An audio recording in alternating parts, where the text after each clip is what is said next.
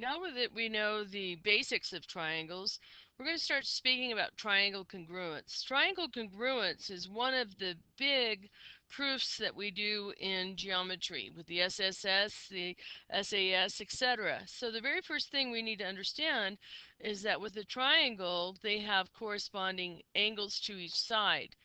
And as an example, if we look at the angle A's side is the line BC. So you can see how that closes the triangle. And also, if you look, you can see that angle B is across from directly opposite, and that's the segment AC. And then lastly, if you notice, you can see angle C is directly across from AB that closes the triangle, and that is its corresponding side. Now I want you to answer this question and answer it on your assessment. Now answer number 2.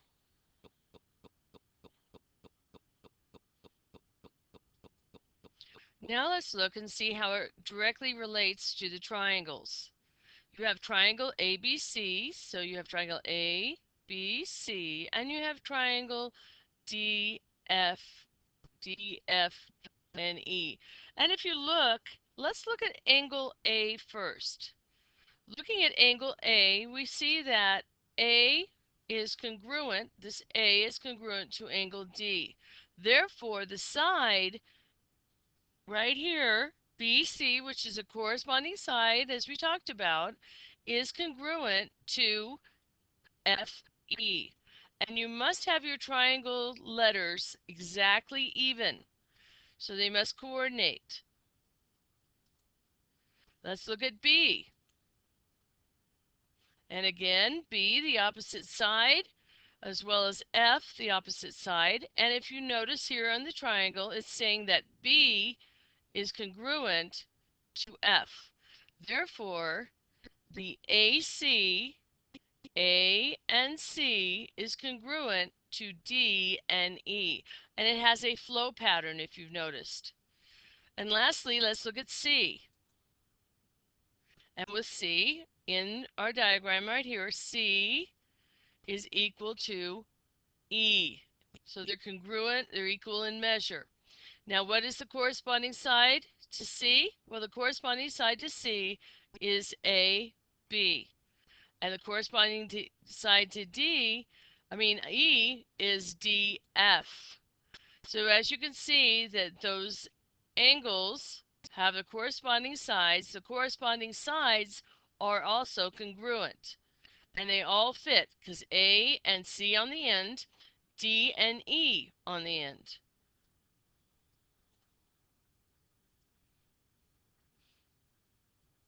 Okay, now, if you're given triangles ZQR, you can see how the triangles are congruent. You have ZQR and triangle YQX, and as you see, here is Z, here is Q. So we can say that angle Z is congruent to angle Y. And that means that this angle right here is congruent to that angle. And I have color-coded, as well as you see, one simple line to show that. If you look at the next one, now we're looking at Q. Here's angle Q. Angle Q is congruent to angle Q. Well, that's because they're vertical angles, and it almost looks like the reflexive property. And lastly, you can see that R is congruent to X. So we have R is congruent to X. And do you see how these are highlighted? And that you can see that they definitely are in a coordinated pattern. Now, along with the angle congruence, there's also the corresponding side congruence.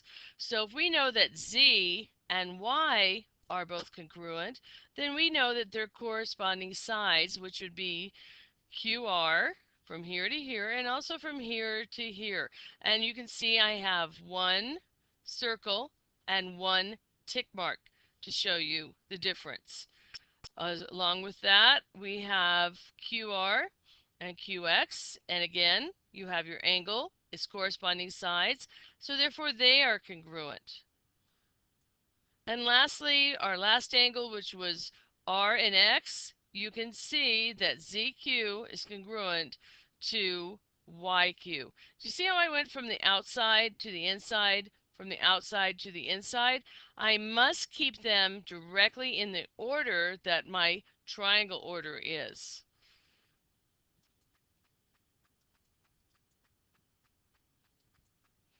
So you can see how those corresponding sides match their angles. And if you notice by the diagram, you can see a direct link which angles and sides match. Now, here's question 3, which you're going to answer on your assessment. Looking at that triangle congruence, which angle is congruent with angle E?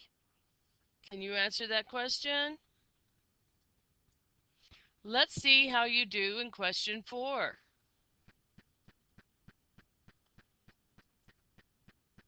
Now let's do question 5. Now make sure that those are exactly linked.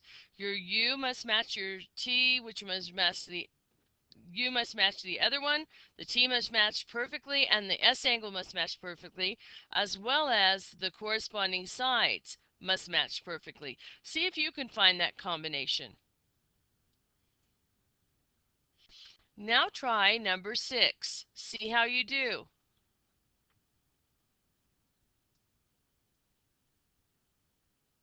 No, this is a little bit harder. And what I want you to do now is, as you can see, there's not just one way to write that congruence. Look at all the congruences and see which ones that you can match that actually are true. There's more than one.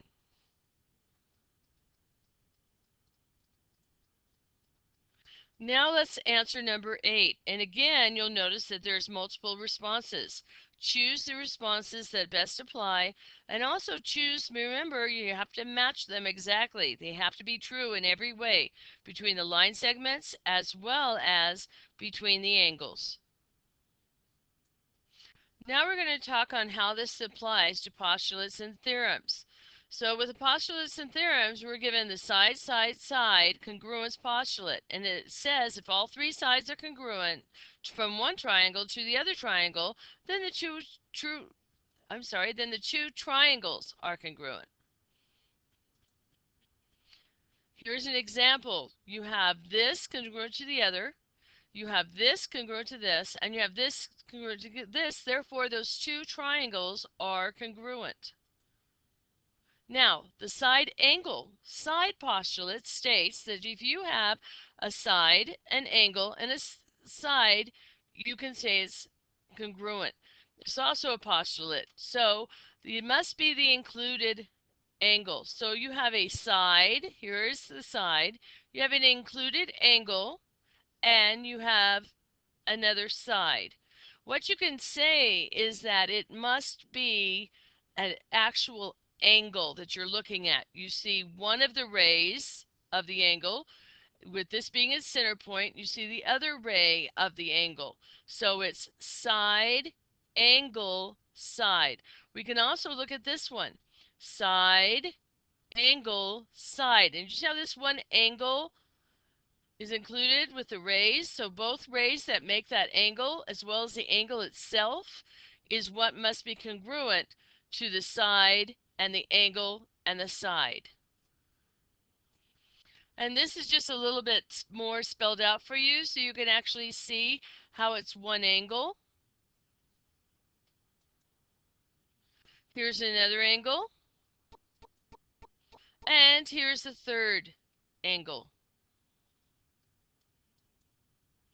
And the last postulate we're going to talk about today is the angle side angle postulate. And it states that if you have two angles and an included side, and if you notice with the SAS, it said that you had two sides with an included angle. Well, the ASA is when you have two angles with the included side. So you have an angle here with the included side, or a better picture of that would be this right here.